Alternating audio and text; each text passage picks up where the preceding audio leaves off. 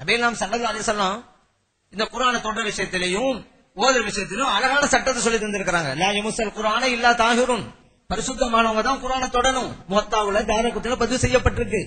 லா தக்ரவுல் ஹாயிது வலல் ஜுனுபு ஷையம் மினல் குர்ஆன், மாதவிடாய் பெண்கள், குளிப்பு கடமையானவர்கள் குர்ஆனில் எந்த பகுதியும் ஓதக்கூடாது நபிகள் ஸல்லல்லாஹு அலைஹி வஸல்லம் சொன்னாங்க. திருமதியிலே பதிவு செய்யப்பட்டிருக்கு. இவ்வளவு ஹதீஸுக்கும் முரணான கருத்தை தான் இந்த வஹாபிகள் வைக்கிறாங்க. பொதுமக்கள் ரொம்ப எளிமையா விளக்கிட்டாங்க. இறைவனுடைய வேதத்தை அவமதிக்கிற இந்த வஹாபிகளா சத்தியத்தை சொல்ல போறாங்க. விழிப்புணர்வு. அதனாலதான் வஹாபிசம் புலிதோடு புதைக்கப்பட்டது. அதே போல பாருங்க, இந்த ஹின்சரை பத்தி சொன்னாங்க. பன்றி எந்த அளவுக்கு நம்முடைய பொதுமக்கள் அதை விருப்பாங்கன்னு சொன்னா, அது பேரு சொல்ல மாட்டாங்க.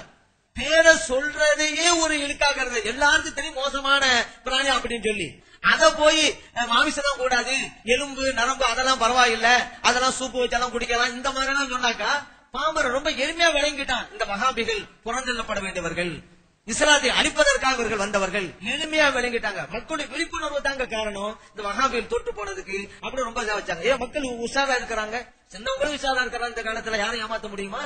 ஒரு ஆள் தன்னுடைய மகனை கூப்பிட்டு மாத்திரை கொடுக்கணும், மாத்திரை கசக்கும், அதனால ஒரு ஐடியா பண்ணாரு. வாழைப்பழத்துக்குள்ள மாத்திரை வச்சு சாப்பிடுறான்டாரு. அவனும் சாப்பிட்டுட்டான். மாத்திரை சாப்பிட்டியாடா பாப்பா கேட்டாரு. மகன் சொன்னா, சாப்பிட்டா பாப்பா வாழைப்பழத்தை, உள்ளுக்கு ஒரு விதை இருந்துச்சு, துப்பிவிட்டான் அப்படின்னு. அவட போய் ஏமாத்த முடியுமா? நல்லா உஷாரா இருக்கிறாங்கல்ல.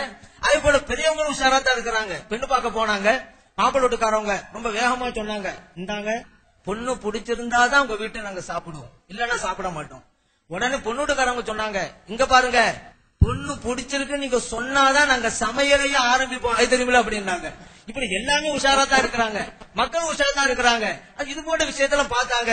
இந்த வஹாபிகள் இஸ்லாத்தை அழிக்க வந்தவர்களத உணர்ந்துகிட்டு தான் அந்த வஹாபிசத்தை வெறுத்தாருங்கிற அற்புதமான வாதத்தை இந்த அணியை சார்ந்த ஆலிம் பெருந்தகை வைத்தார். இதற்கு மறுப்பு தெரிவிக்க வஹாபிகளுடைய சுயநலவே என்கின்ற அணியை சார்ந்த மௌலவி எஸ் ஃபகீர் முகமது ஜலாலி அவர்கள் வருகை தருகிறார்கள். அஸ்ஸலாமு அலைக்கும் வரஹ்மத்துல்லாஹி வபரகாத்துஹு. இந்த மாபெரும் வெற்றி மாநாட்டினை சிறப்பாக நடத்தி கொண்டிருக்கிற ஜம்இய்யா அஹ்லுஸ் சுன்னா மற்றும் சுன்னத் வல் ஜமாத் ஐக்கிய பேரவையினுடைய நிர்வாக பெருமக்களே, பெரியவர்களே, சகோதரர்களே, என் அணியைச் சேர்ந்த சகோதரர்களே, சகோதர அணியைச் சேர்ந்தவர்களே, நடுவராக விட்டிருக்கிற பெருந்தகையவர்களே, எனக்கு முன்னால் பேசிய சகோதரர் ஒரு கதை சொன்னாரு. நானும் கதை சொல்லாட்டி அதுக்கு பதில் சொன்னது ஆகாதுங்கிறதுனால நானும் ஒரு கதை சொல்றேன். ஒரு அரசியல் தலைவர் புதுசா கட்சி ஆரம்பிச்சார். கட்சி ஆரம்பிச்ச உடனே முதல்ல கொடிக்கம்பம் ஏத்தணும்னு முடிவு பண்ணார். அந்த கொடியை நட்டிட்டு அவர் கொடியை வச்சுட்டு அவர் சொன்னார், தொண்டர்களை பார்த்து, எல்லாரும் உட்கார்ந்து இருக்கிறாங்க, பத்திரிகையாளர்கள் உட்கார்ந்து இருக்கிறாங்க, பிரமுகர்கள் உட்கார்ந்து இருக்கிறாங்க, இந்த கொடியின் நீளத்தை அளங்கள் அப்படின்னு சொன்னார். உடனே என்ன பண்ணா, கொஞ்சம் கூட அவன் அசரல, இந்த டேப்பை எடுத்து கீழே படுக்க வச்சு அளந்தான். கொஞ்ச நேரம் கழிச்சு சொன்னார், என்னுடைய தொண்டர்கள் நான் கொடியின் உயரத்தை அளக்க வேண்டும் சொன்னார். குபீர்னு தூக்கி நிறுத்தினா, கீழே இருந்து ஒருத்தன் மடமடன் மேலே ஏறினா, மேலே இருந்து டேப்பை தொங்க விட்டான், அளந்து அதே 60 அடின்னு சொன்னான். உடனே பக்கத்தில் இருந்த நிருபர் கேட்டாரு, என்னங்க இது, கொடிக்கு நீளமும் உயரமும் ஒண்ணுதானே, கொடிக்கு நீளமும் உயரமும் ஒண்ணுதானே, அது ஏங்க அவனுக்கு படுக்க போட்டு அளக்க சொல்றீங்க, நட்ட வச்சு அளக்க சொல்றீங்கன்னாரு. அந்த விளக்கத்தை அவனுக்கு நீ சொல்லி கொடுத்துட்டானா என் பின்னாடி நிக்க மாட்டான்.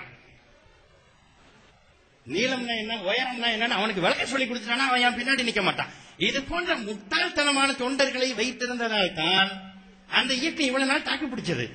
என்னுடைய சகோதரர் கூட சொன்னார், விழிப்புணர்ச்சி வந்துவிட்டு, நடுவர் சொன்னார்கள் என்று நினைக்கிறேன், விழிப்புணர்ச்சி வந்ததால். 2000 வரைக்கும் அந்த விழிப்புணர்ச்சி எங்க போச்சு?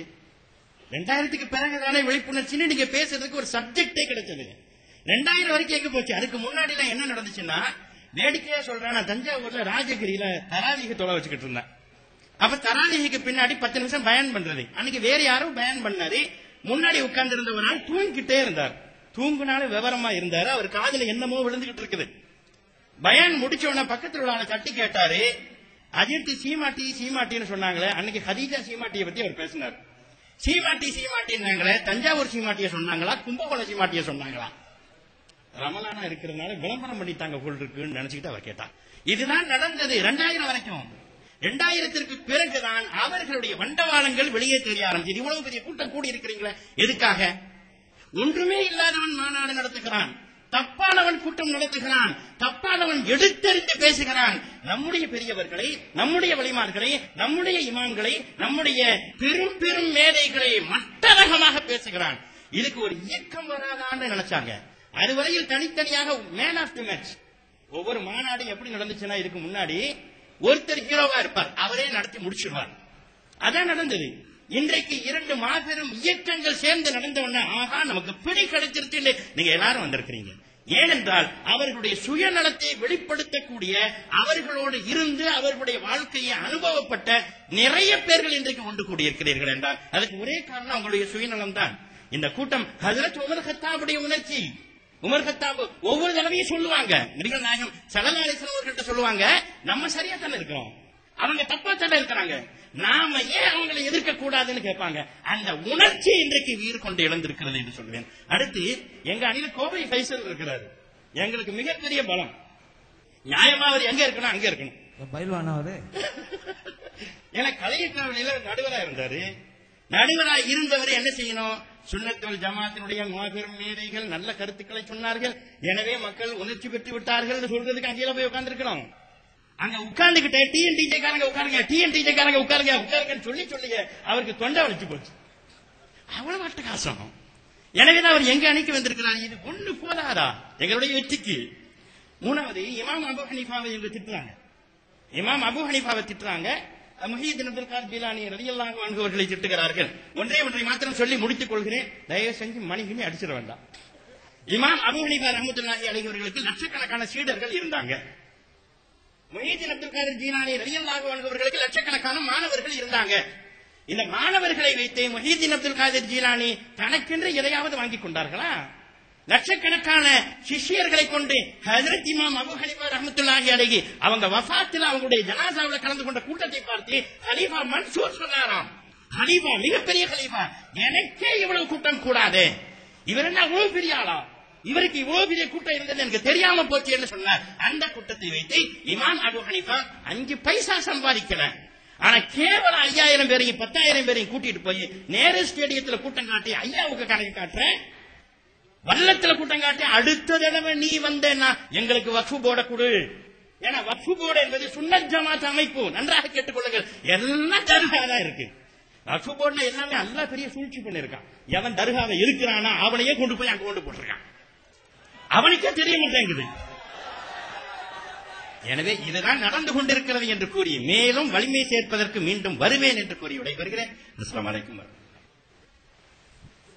வல்லத்தை பத்தி சொன்னாரு. வல்லத்துல கூட்டம் நடத்துறேன்னு சொல்லி ஒரு பொய் காபாவே உண்டாக்குனாங்க. அதனால என்ன விளைவு ஏற்பட்டுச்சு, இங்க வந்தவெல்லாம் அந்த காபா பக்கத்துல போட்டோ எடுத்துக்கிட்டு ஊருக்கு போய் நானும் ஹாஜர் தான் சொல்ல ஆரம்பிச்சு விட்டான். ஏன்னா நீங்க மக்காவே போகலையப்பா அப்படின்னா இந்த மாதிரி காபா கிட்ட நான் நிக்கிறேன் அப்படின்னு சொல்லி போட்டோ எடுத்து காமிக்கிறான். அதனால நம்ம ஊர்ல போனா ஹாஜார்னு சொல்லவே முடியலையே. ஹாஜார்னு சொன்னாக்க உடனே அவன் கேட்கறான், ஏங்க நீங்க மக்கத்து ஹாஜாரா வல்லத்து ஹாஜாராங்கிறான் நம்மளை பார்த்து. அந்த மாதிரி ஆகி போச்சு. இந்த பொய் காபா அங்க கொண்டு வந்ததுனால அல்லாஹ் கொடுத்த தண்டனை என்ன, உண்மை காபா இருக்கிற இடத்துல தண்ணீரே இல்ல, ஆனா தண்ணீரை கொடுத்தான் ஹாஜர் அலைஹிஸ்ஸலாம் அவங்க மூலமாக. இந்த பொய் காபா அங்க உண்டாக்குனதுனால இருந்த தண்ணீரையும் அல்ல எடுத்துட்டான். தண்ணீர் இல்லையா அன்னைக்கு வந்த அல்லாஹு தஆலா நிதர்சனமா காட்டினது. அங்க அன்னைக்கு அடித்த வெயில் 110 டிகிரி, அதுக்கு முன்னாலேயும் அப்படி இல்ல பின்னாலேயும் இல்ல இந்த வருஷத்துல. இதுவெல்லாம் இறைவன் நிதர்சனமா காமிக்கிறான். என்ன நான் இருக்கிறேன், உன்னை காமிச்சுட்டே இருக்கிறேன், புரிஞ்சுக்கிறங்க அப்படிங்கிறான். இப்ப அருமையான கருத்தை சொன்னாங்க. அது 2 அணிகள் இப்போது இணைந்திருப்பதால் பலம் அப்படி வாதத்தை வச்சாங்க. இணைந்ததால் நாம் பலம், அங்கே உடைந்ததால் பலவீனம். 1 2 ஆகி 2 3 ஆகி 3 நாள ABCDF பல பிரிவு பிரிஞ்சுக்கிட்டே இருக்குது. அதனால பல்வேறு வாதங்களை அற்புதமாக சுயநலம் தான் காரணம் அப்படிங்கறத மிக தெளிவாக எடுத்து வச்சாங்க. அதுக்கு பதில் அளிக்க வருகை தருகிறார்கள் மௌலவி ஹவாஜா முஹைமிதுன் ஜமாலி எம்ஏ அவர்கள்.